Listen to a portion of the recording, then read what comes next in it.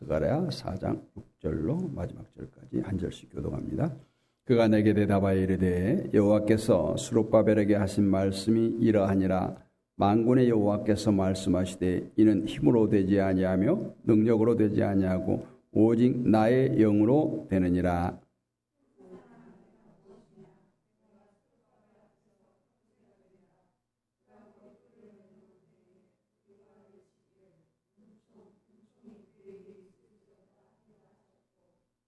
여호와의 말씀이 또 내게 임하여 이르시되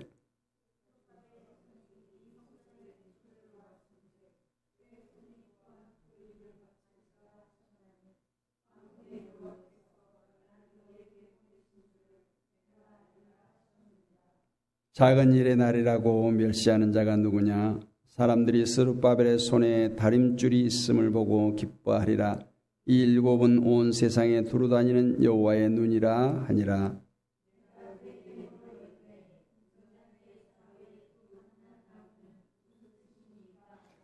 다시 그에게 물어 이르되 금기름을 흘리는 두 금관 옆에 있는 이 감람나무 두 가지는 무슨 뜻이니까 하니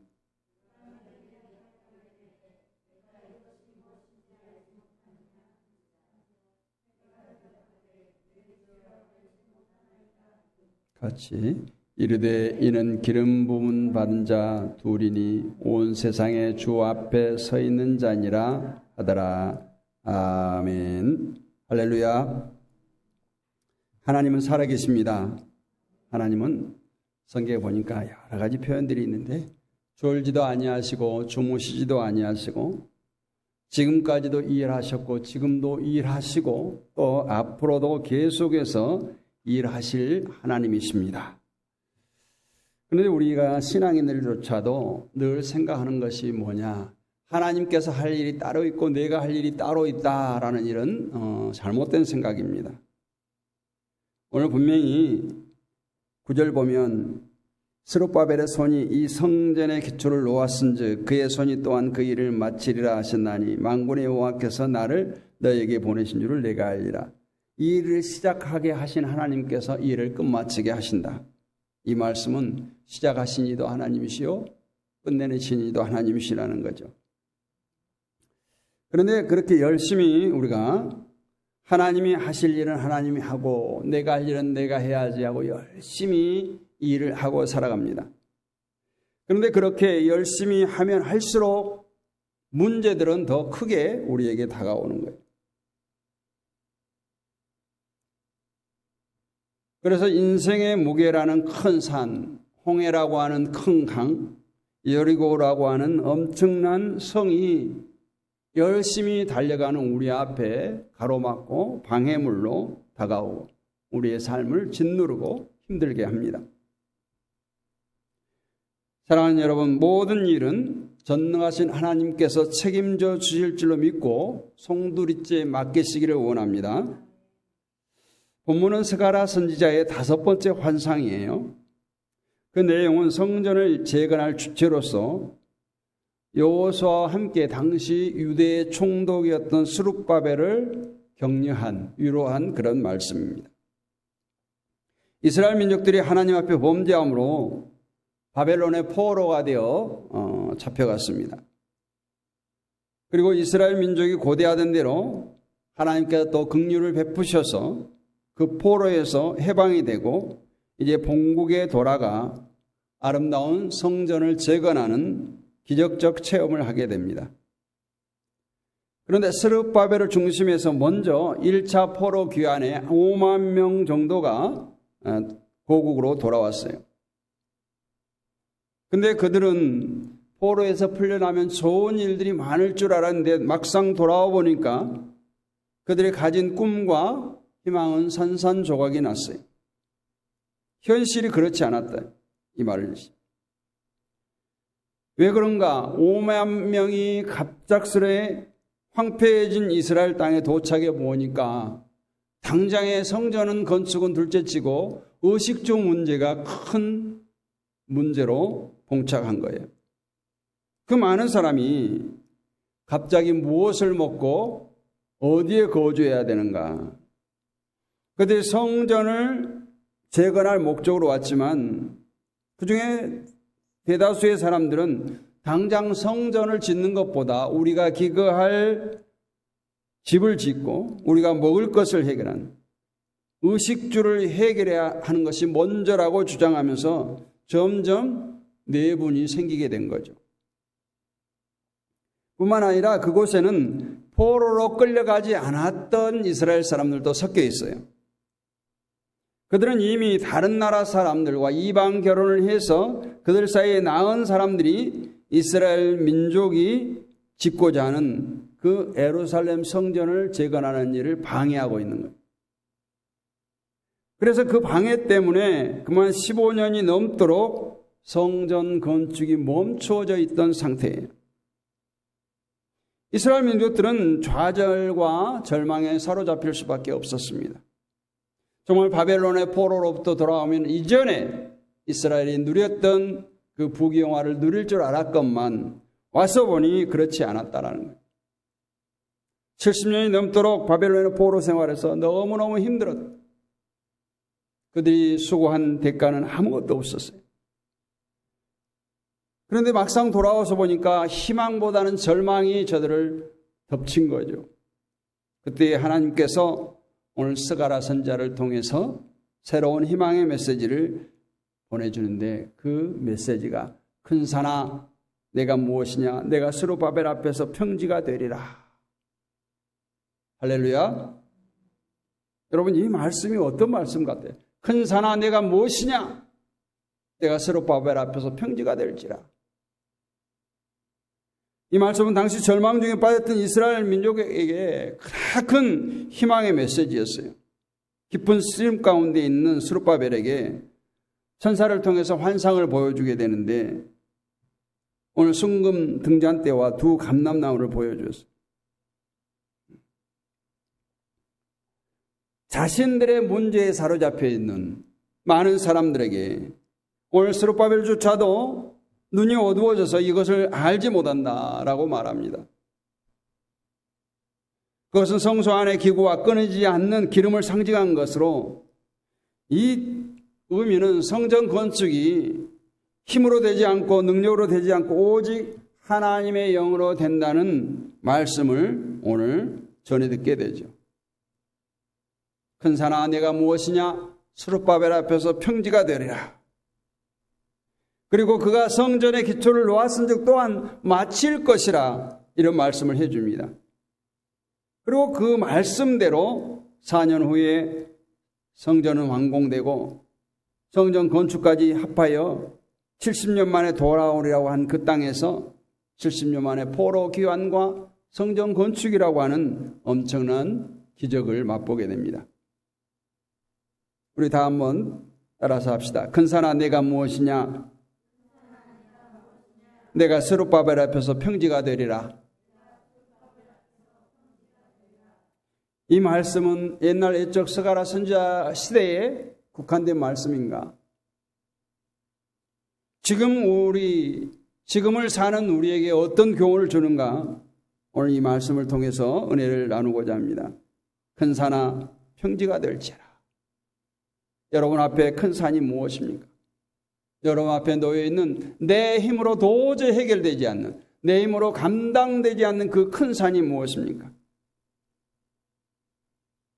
첫 번째 우리가 생각해 볼 것은 인간은 누구에게나 큰 산이 있다라는 거예요. 왜 나만 있나? 이것은 잘못된 생각이에요. 그래서 오늘 본문 말씀은 이스라엘 민족뿐만 아니라 오늘 사는 우리 성도들에게도 큰 산이 가로막혀 있다고 하는 사실을 가르쳐주고 있어요. 그래서 우리의 삶의 여정 가운데 그 삶을 방해하는 산, 또 고난의 큰 산, 환난의 시련의 큰 산, 또 질고의 큰 산, 괴로움의 큰 산. 이처럼 우리 인생에 가는 길에는 누구에게나 큰 산이 있어요. 그래서 유명한 고발주라고 하는 사람은 이런 말을 했어요. 당신은 왜 나에게 이렇게 고난이 있다고 생각하는데 그것은 잘못 생각한 것이다. 왜 그런가 하면 오히려 내게만 왜 이런 평안이 있느냐 그렇게 말하는 것이 좋다. 이렇게 말했어요. 내게 왜 나에게만 이런 고난이 닥칩니까? 라고 말하기보다 왜 나에게만 이런 평안이 있습니까? 이렇게 말하는 것이 옳다라는 거예요. 그러면서 온 인류가 짊어져야 할 큰 무거운 짐을 개인들이 조금씩 분배받은 것뿐이고 그것은 비록 힘들어 보여도 아무것도 아닌 사소한 것이다. 더욱이 왜 당신만 특별 대우를 받기를 원하는가? 고난을 혼자 면제받기를 원하는가? 이렇게 말했어요. 엄청난 큰 온 인류가 짊어져야 할 큰 고난의 짐을 우리 모두가 다 분배받았다는 거예요. 근데 우리 모두가 하나하나 분배받은 그 고난을 왜 나만 받는 고난이냐고 하지 말라는 거예요.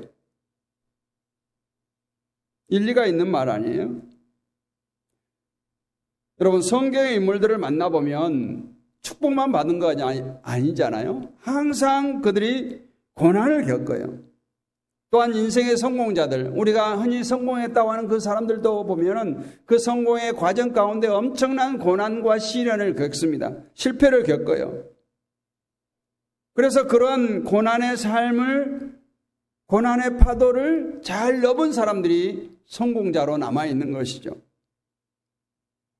시편 기자는 시편 119편 71절에서 이렇게 말해요. 고난당한 것이 내게 유익이라. 이로 말미암아 내가 주의 율례를 배우게 되었느니라. 고난당한 것이 유익이라는 거죠. 고난 때문에 내가 주의 율례를 더욱더 깊이 깨닫게 되었다는 것입니다. 우리가 다윗처럼 고난이 많은 사람도 없죠. 우리는 다윗을 그냥 성군 이렇게 생각합니다. 그러나 다윗의 인생은 고난의 연속이었어요. 목동으로 또 골리앗을 이긴 그 일로 인해서 많은 사람들에게 칭송을 존경을 받지만 결국은 사울왕의 시기를 받아서 항상 죽음의 문턱까지 이르는 그런 고난을 겪게 되고 나중에 아들 압살롬의 반역 또 자신의 수하에 있던 사람들의 반역으로 인해서 위기를 당합니다. 우리에게 고난이 있다고 하는 것을 인정해야 된다. 좀 전에 고발주라고 하는 사람의 말을 통해서도 했지만 그 고난에서 나 혼자만 고난에서 제외되리라 이 생각을 해서는 안 된다는 거예요. 사도 바울도 로마서 8장 18절에서 현재의 고난은 장차 우리에게 나타날 영광과 좋게 비교할 수 없다라고 말씀합니다. 고난은 어찌 보면 축복의 보자기와 같은 거예요. 그래서 고난의 보자기가 크면 클수록 축복도 크게 온다라는 거예요. 사도 바울은 그것을 늘 지금 받는 고난은 장차 받을 영광과 비교할 수 없다라고 고백합니다. 사랑하는 성도 여러분, 나에게 닥친 고난 아무것도 아닙니다. 왜? 하나님께서 나와 함께 하시기 때문에 그래요. 그래서 두 번째로 이제 아무리 큰 산도 우리는 넉넉히 승리할 수 있다라는 거예요.